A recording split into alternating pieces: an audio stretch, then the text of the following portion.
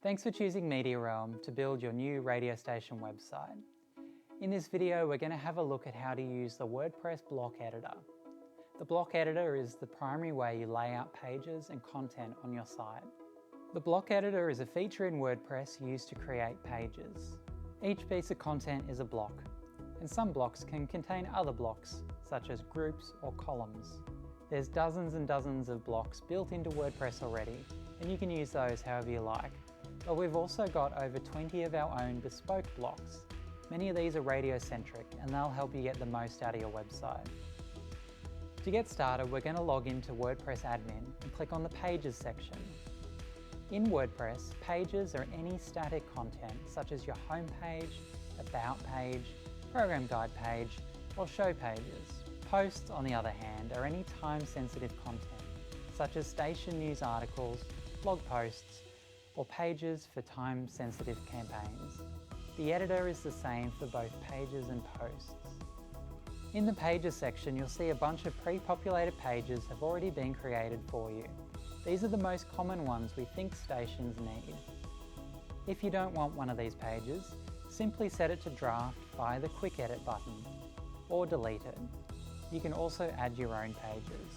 We're going to start learning how to use the block editor on the home page. Simply scroll to where you see Homepage and click Edit. This launches the block editor. In the middle, you'll see all your blocks. On the right, you'll see a settings toolbar. In the top right, click Page to see settings that cover the whole page, or click Block for settings that are specific to your selected block. Once you're done, click Publish or Update in the top right corner to save your changes. To edit a block, simply click within it and either adjust a setting or start typing. To add a block, click the blue plus icon. Select your block and drag it into the editor where you want it to be placed. The most basic blocks are headings, paragraphs, and images.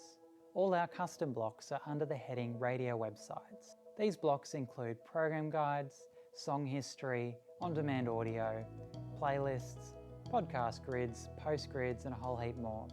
Our documentation explains all of these in detail. We'll go over a few of them now. Let's have a bit of a play with the editor and get to know it better. The first block on this page is a banner. We're going to swap the image for another one. Click on the pencil icon next to the image and use the media selector to either upload your own image or select an existing one from the library. We were in a meeting with our content director last week and they emphasised how important podcasting is these days. So after the banner, the first thing we want people to see is some of our podcasts. To do this, we're going to add a new podcast grid block.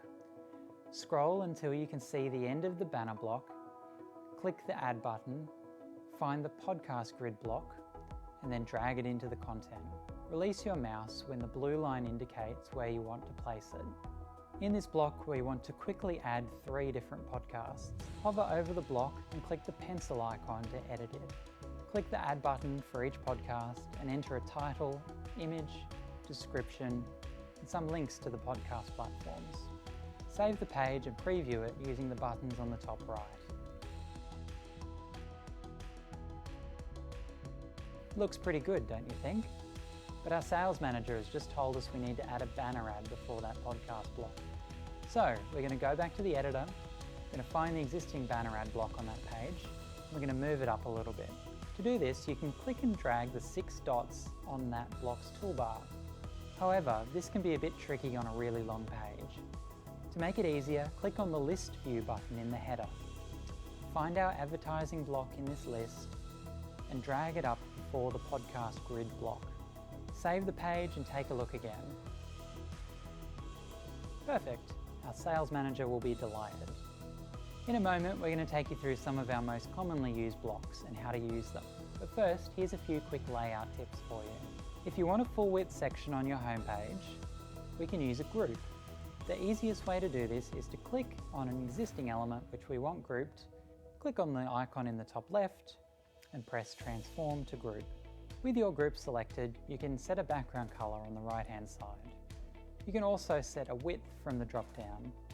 If you want very wide section of content, the full width option is handy. If you're struggling to select a group or any other block, use the list view to your advantage. You can always get to the list view button from the top left. This allows you to select items easily and also rearrange them. Group blocks can also have other items nested within them, so click and drag a block to load it into your group. Let's have a look at some other blocks that are available. We've already learned about the advertising block. Information on how to schedule your ads is in another video. We've also already used the banner block. This can create big fancy banners on your page. We normally use them as a hero to grab people's attention at the top of your page. The guide grid allows us to embed a full program guide and display it in tabbed layouts, or a 7-day grid. We'll show you how to set up your program guide in another video, but for now just know that this block lets you display the guide information anywhere on your site. Your site already has a program guide page created with this block in it. The Guide, Now and Next block allows us to showcase the current and upcoming programs on our program guide. All you need to do is pick the station from the drop-down. The Track History block allows you to display recently played songs, including optional purchase links. You can connect your site to your automation system with MetaRadio, and it will automatically populate this information and show the song data all across your site. Your site also has a song history page which is already set up, ready to go, and it has a 30-day search feature. The on-demand audio block allows you to pull in recently recorded on-demand audio from systems such as Omny Studio. We have another video showing you how to connect these systems. Once you've done so, you can simply select the show from the drop-down, say how much content you want to offer, and also link it to the MetaRadio program so the song history can be displayed alongside the audio. This block will display a playlist of audio, and the audio will play in the global player at the bottom of your site so your listener can keep browsing as they listen. The on-demand playlist audio block is similar to the on-demand block, but it allows selecting audio from a playlist rather than a specific show. You can use this for a podcast playlist or a best of playlist. If you want to feature posts on your site, then use the post grid. This block allows advanced querying of posts, so you can be really specific about which posts you want to display and where. You may just want to display posts from a specific category, such as station news. Or you may just want to leave it as the default, displaying all the latest posts. Advanced examples of using this block are in our documentation. Similar blocks include the manual post grid block and the child pages grid.